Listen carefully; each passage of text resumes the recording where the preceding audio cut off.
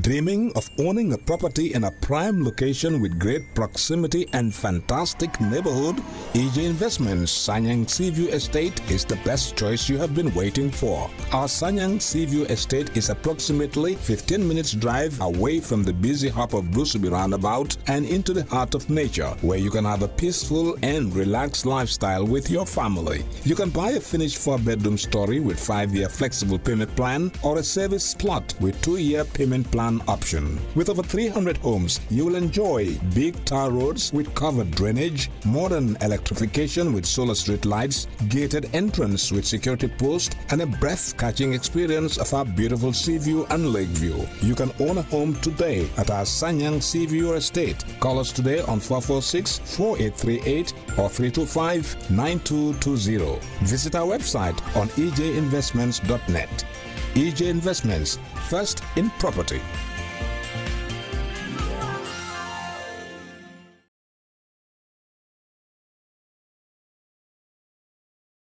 The Constitutional Review Commission, when I looked at the document that is put online, I see that there are 20 thematic areas that are proposing for 369 proposed issues for review. Some of them very pertinent, but others, are they pertinent? Now, questions abound, and various questions could be asked. What do we expect to hope? What do we hope to achieve with the methodology that the CRC is proposing? And how are we even going to collate all of these ideas that would ultimately come about, especially those who are in the diaspora? Perhaps these are some of the questions that the presentation of Mr. Jallo would help provide answers to. And on that note, ladies and gentlemen, I welcome our last presenter, Mr. Jallo. Thank you very much, Mr. Roberts. On behalf of the chairman, I have a presentation to make, so I'm just going to read it, and then I'll allow you to ask your questions. And as a staff of the CRC Secretariat, we have been warned not to give opinions. We will take the questions, but we will try our best to make perhaps a note of what have been said so that it will be dealt with. We cannot preempt the process. All right, I extend to you the warmest greetings of the chairman, the commissioners, the secretary, and staff of the Constitutional Review Commission. I would like to convey the sincere apologies of the CRC chairman, Justice Chairman Suleiman Jallo QC, for not being present here today to deliver this statement due to similar pressing engagements. The mandate of the CRC, as clearly stipulated in Section 6 of the 2017 CRC Act, is to draw up or draft a new constitution for the Republic of the Gambia and to prepare a report in relation to the drafting of the new constitution. To draft a new constitution, the CRC is required to review the 1997 constitution and in the process consult with Gambians at home and abroad in order to seek their opinions on what they aspire to see included in a new constitution for the Gambia. In order to aid meaningful dialogue on constitutional reform and guide the drafting of a new constitution, the CRC developed the issues document to identify and raise important issues to draw the attention of Gambians and other stakeholders as a mechanism to initiate and gauge public opinion on those issues. The current CRC public consultations, which Mr. Benjamin referred to, with Gambians, kicked off from the North Bank region on the 5th November 2018, and the consultation team, or teams, because we have 2 simultaneous teams in each region going simultaneously, is reaching out to over 80 communities across the country. The current public consultations are expected to end in January 2019. Prior to this, the CRC embarked upon a nationwide pre-consultation tour from the 26th September to the 2nd October 2018, covering all of the 7 administrative regions in the Gambia, to meet with regional governors and traditional leaders in order to ensure positive and meaningful engagements with all Gambians. The CRC has adopted a multi-pronged approach towards gathering opinions, which, apart from the general public consultations, include the review of progressive model constitutions across countries in Africa, for example, Kenya, South Africa, Rwanda, the establishment of online platforms for data collection and external consultations with people in the diaspora, Gambians. Cognizant of the fact that school children in grades 12 and 10 will be eligible to vote come the next elections, the CRC, in its quest to be inclusive, is also engaging students through school consultations. Ensuring that all classes of the people of the Gambia participate in this constitutional review process and are not left out, the CRC has constructed a ramp at its Secretariat office for ease of access for people with disabilities. The CRC has also employed the services of a sign language expert, and we have started translating some of our working documents into Braille for the benefit and use of people who are visually impaired. Distinguished ladies and gentlemen, the CRC, as empowered by the CRC Act 2017, is a neutral and an independent body. The constitutional review process, the current constitutional review process, is not about the CRC, but about the Gambian people. So the role of the CRC is to merely facilitate the process, objectively analyze all information gathered, and come up with a progressive constitution which all Gambians will be truly proud of.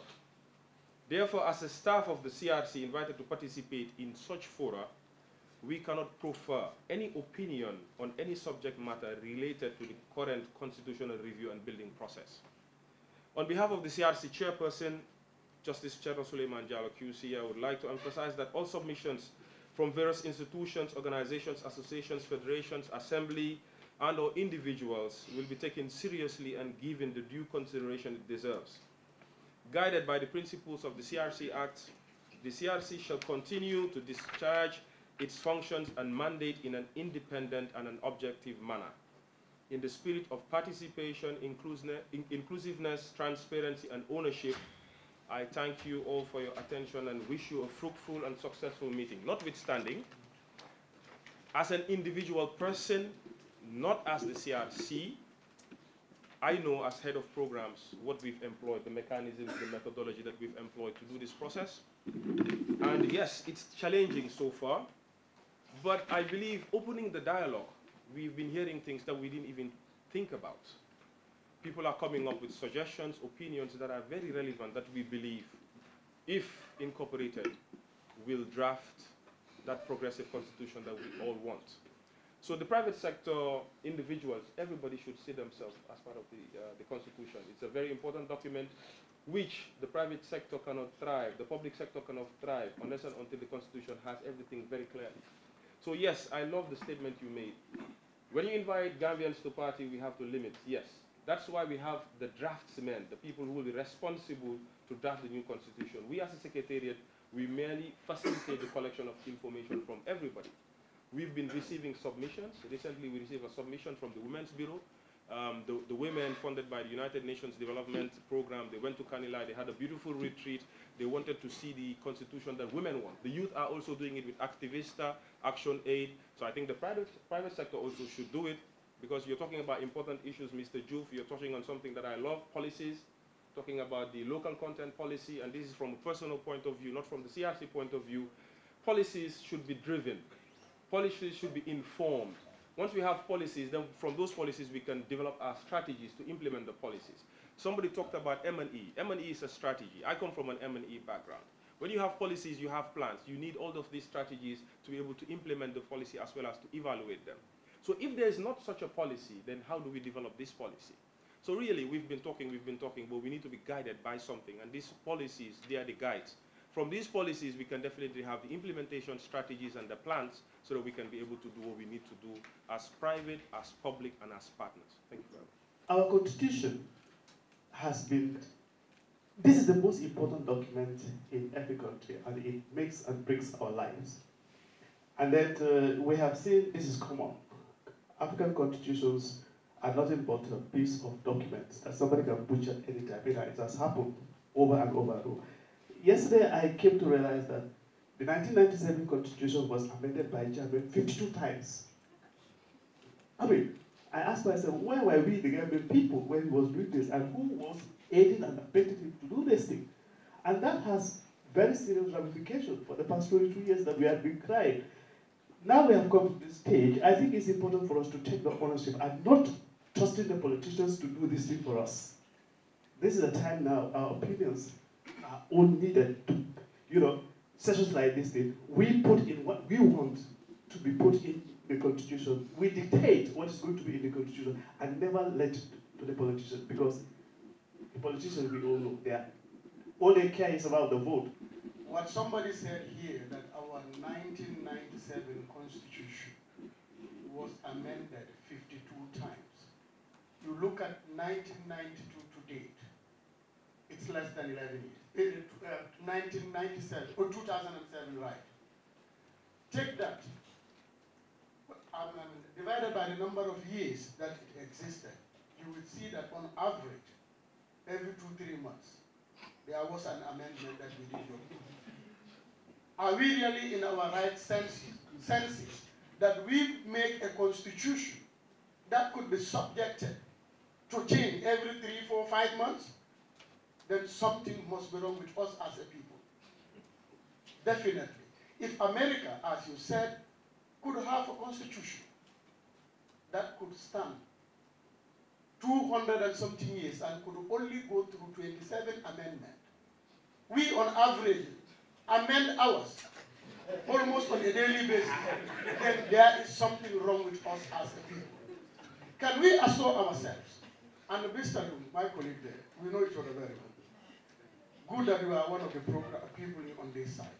Could you please assure us, those of you who are working on this constitution, we merely give you our opinion, that it's going to be written in such a way that somebody will not wave us while we are looking at the other side, that he does what he does with it, only to be told in another amendment period that in fact it went through this number of changes without our knowledge. Could you please assure us that?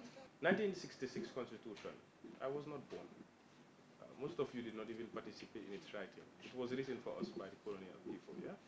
And then 1997 come, but it was done very fast. The 1997 Constitution was done very fast. This was the transition of the EFPRC to the APRC. They did what they had to do. But in the process, yeah, some say 52, some say 53. Even when we were printing the Constitution, we were at a loss from the GBBC, which was the current Constitution we were printing, because due to the number of amendments that has been done. So we've learned from that. And really, as you rightly said, there's a section within the Constitution which talks about amendment. There's something called entrenched and non-entrenched clauses. So for the entrenched clauses, you cannot touch it. You cannot amend it except through a referendum. Even for us, what we are doing is a draft constitution. We are going to review, put in all the ideas that we believe that are relevant. So all the ideas that are come, some might not find itself in the constitution, but we have to justify why we did not put it there. So we are giving a draft to the government plus a report. So this is where I come in. I'm not a legal person, but I had to study the constitution. I had to study the issues document. I had to study all the processes because I come from a project background and programs. But it's an interesting process for me because we are all learning and we are participating. Dreaming of owning a property in a prime location with great proximity and fantastic neighborhood? EJ Investments Sanyang Seaview Estate is the best choice you have been waiting for. Our Sanyang Seaview Estate is approximately 15 minutes drive away from the busy hub of Brusubi roundabout and into the heart of nature, where you can have a peaceful and relaxed lifestyle with your family. You can buy a finished 4-bedroom story with 5-year flexible payment plan or a service plot with 2-year payment plan option. With over 300 homes, you will enjoy big tar roads with covered drainage, modern electrification with solar street lights, gated entrance with security post, and a breath-catching experience of our beautiful sea view and lake view. You can own a home today at our Sanyang Seaview Estate. Call us today on 446-4838 or 325-9220. Visit our website on ejinvestments.net. EJ Investments, first in property.